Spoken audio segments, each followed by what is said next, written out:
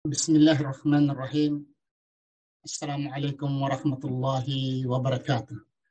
Mga kapatid, today is April 3, 2023.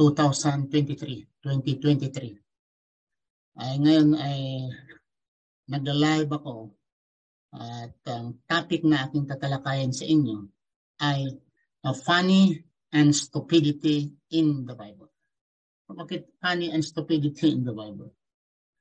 Ay, pakinggan lang ninyo mga kapatid. Bago diyan, magtanong lang ako sa inyo.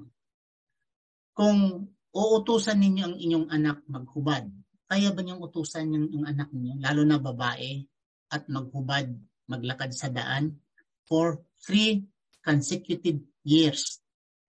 Isang babae ninyong anak, maglakad, hubad. At nakapaalamang, walang chinilas kahit chinilas.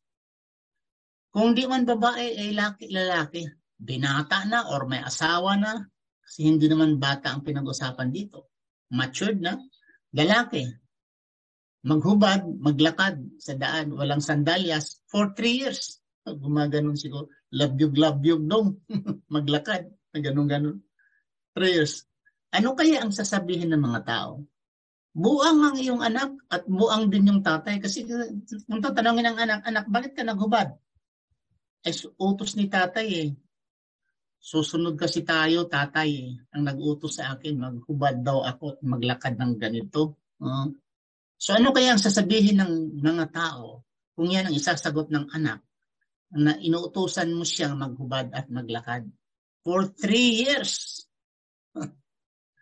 Ang Panginoon dito, Panginoon sa Biblia ni inside the Bible. Mabasa sa Isaiah chapter 20 verse 2 and 3. Ito'y Tagalog. Okay?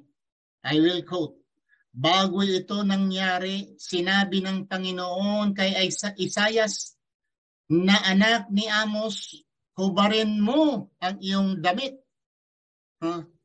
na panluksa at tanggalin mo ang iyong sandalyas. Ginawa ito ni Isaias at palakad-lakad siyang nakahubad at nakayapak lamang.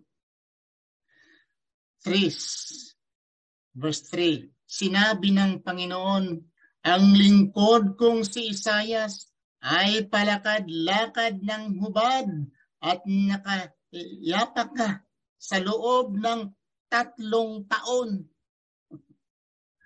Mga kapatid, and where is the mind of your God inside the Bible? What is the logic? What is the reason? Whatever reason.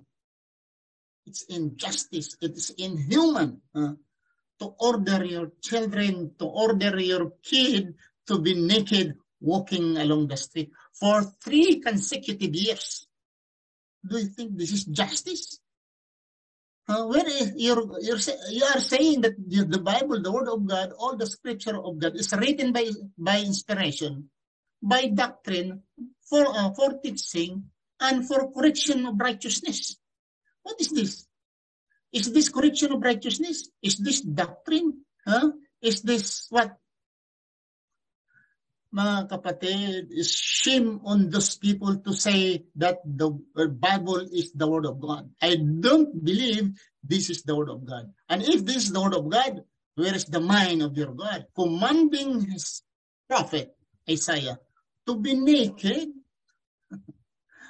So, alis na kayo diyan. Yung naniniwala ang Biblia ay salita ng Diyos, oy, mag-isip-isip kayo. Gising naman kayo at buklatin naman ang inyong utak at ang inyong mga mata. Paano? How can God order his own prophet to be naked walking along the street? Oh, Carmelita, anong nangyayari? Let me love me, Carmelita. Mag-awit-awit tayo doon. Ito ay 001.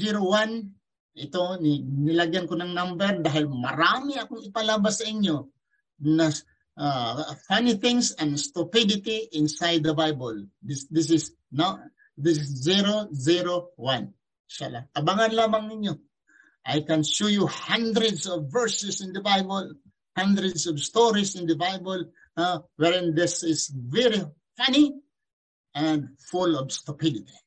Thank you very much for your listening. Ito po ang inyong lingkod, Ibrahim Poncardas Romas. Ako magsabi, Subhanakallah, Allahumma bihamdika, asyhadu an la ilaha anta, astaghfiruka wa atubu ilaik. Assalamu alaikum wa rahmatullahi wa barakatuh.